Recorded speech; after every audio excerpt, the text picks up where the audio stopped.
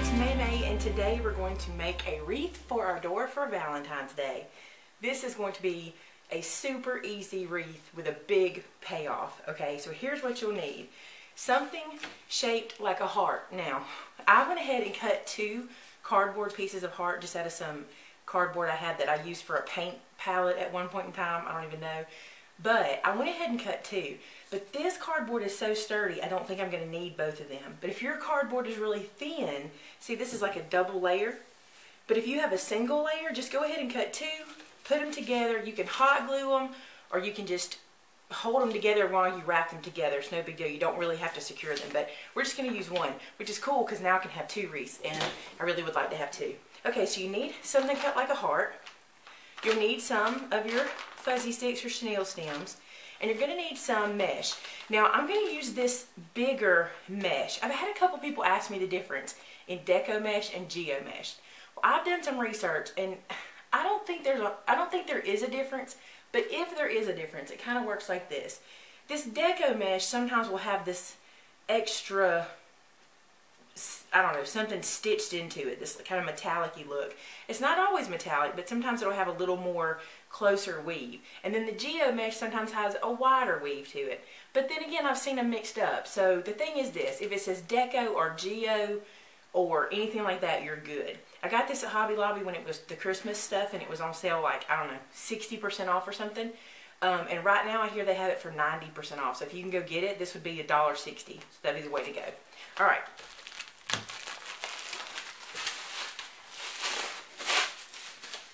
Now, if you saw me do the wreath where we did the super simple loop wreath, where it was just loops, that's basically what we're going to do. But I'm going to use this bigger one to do it with. But the way we're going to do it is we're going to go ahead and cut the same loops we cut last time, and then we're going to cut them in half. So let me show you what we need to do to get started. The only tool you're going to need is a pair of scissors for this whole project. Other than, you know, that's the only real tool we'll need. And you can use anything you want like this, any mesh. It doesn't have to be one that looks just like this. It doesn't have to be red. It can be whatever color you want. And here's the only thing you want to make sure of. When you cut your first loop, I'm going to roll that out. And it's going to come back. Stay. Stay. Okay. We'll block you. Okay. You want to make sure that your loops will go make one complete circle. That's all you care about. And then you're going to cut that width of it, just making sure it'll make that complete circle. And then you're just going to cut strips.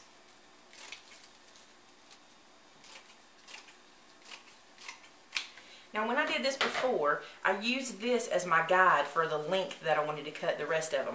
So I would lay my mesh out like this, and I would take this piece, and just using the end, because I'm not too worried about the rest of it, I would just match them up on the end here, if I can get my fingers to cooperate.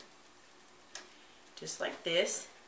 And then what I did was I just kind of went down the line and put little nicks, just kind of where I needed it, and then I went back and cut. So like I have my first nick here, then I'm going to move this over and just roughly make my second one, and then my next one, and then just cut strips. So I'm going to do this and make a whole bunch of these. Here's something you'll need to remember though. Last time we made a bunch and a bunch for that last wreath that we did, but today every strip you cut is going to be 2, because not only am I going to cut the strips like this, but then we're going to go back right to the middle and cut them in half, like so.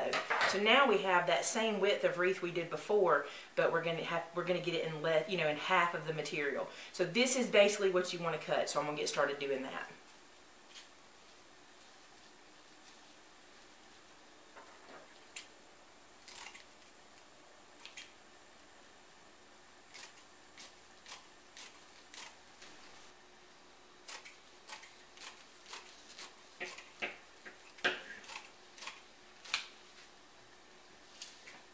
And I want to show you a little tip. I realized while I was cutting that if I'll place the Geo Mesh roll on the floor and pull my mesh into my cutting area, this is a lot easier to do. So I have it on the floor, and I just kind of have it, between my knees. And so whenever I cut, I get to the other end, I can kind of close it and then just keep pulling up. This makes it so much faster. A lot less fighting with that roll.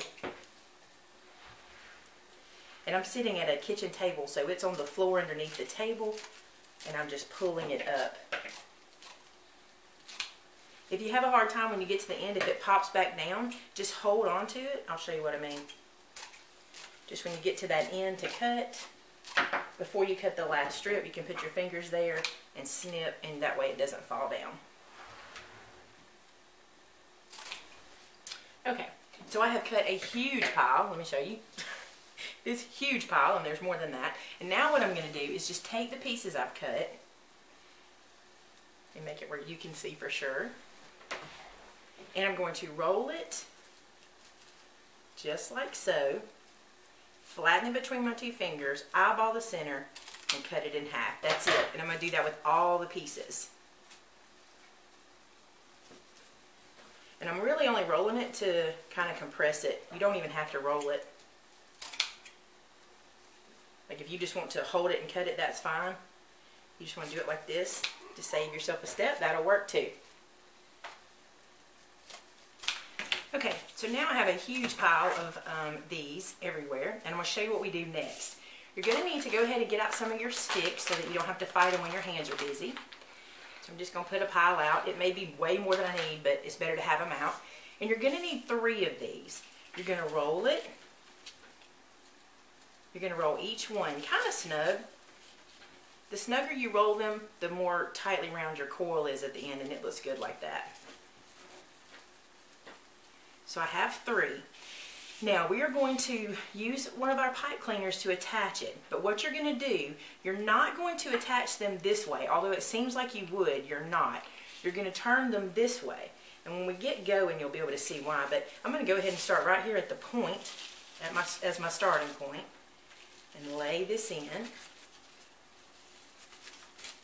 And one of the best tips I can give you is make sure your pipe cleaners are tight. You can turn the wreath, or you can turn the pipe cleaner, whichever way you want to do it. I always tend to turn the wreath. I don't know why I do that, but I do. Okay, and right now, looks like nothing, but as we get going, it'll fill up and look so super cute. So we're just going to keep doing that over and over. Rolling 3.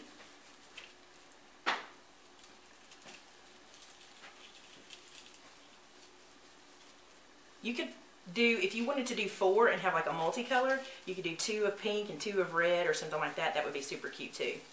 Okay, again, back to the wreath. This time you're going to push this one away we just did and place this one in, like so. Grab one of your pipe cleaners, go to the middle, wrap that around, and twist.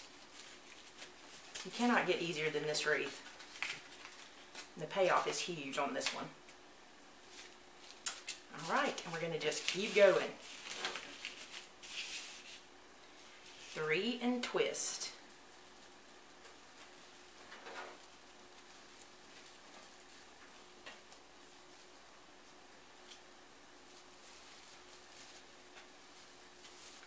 When you go to your next set, you're going to push these away, lay these in. You will have to push those away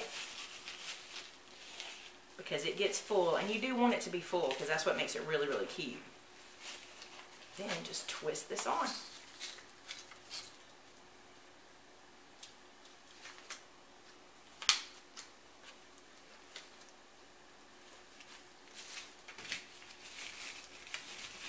And we just keep going. So we are really close to the end here, and you can see I'm probably going to get about 3 more on here before I'm through. Alright, so I think this is our last set.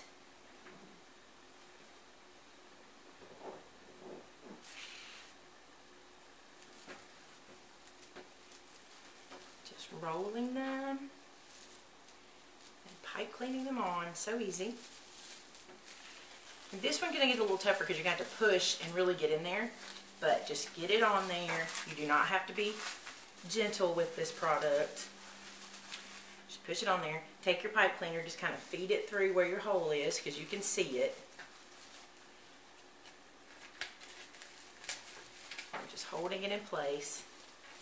Wrap it around to the back. And twist.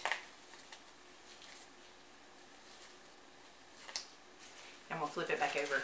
Now look at this. Isn't this amazing? I think this turned out really pretty. And I love how full it is. I really wanted it like this. I wanted it to be, you know, super close in the middle to look like one big heart on my front door. Now, once you've gone around and snipped all of these little extra pieces that were on here off and turned that under, you just want to make your hanger.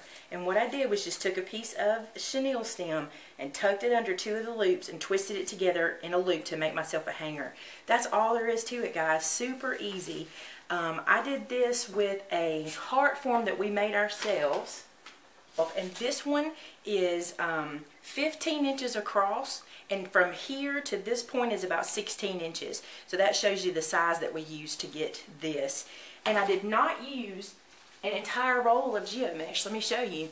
There's the end of the mesh that I started with, and I still have a good bit left. I could easily get another wreath out of here. Easily. See how much that is? So there you go. Valentine heart, Geo Mesh style. I hope you guys enjoy it, and I will see you guys next time. Bye-bye.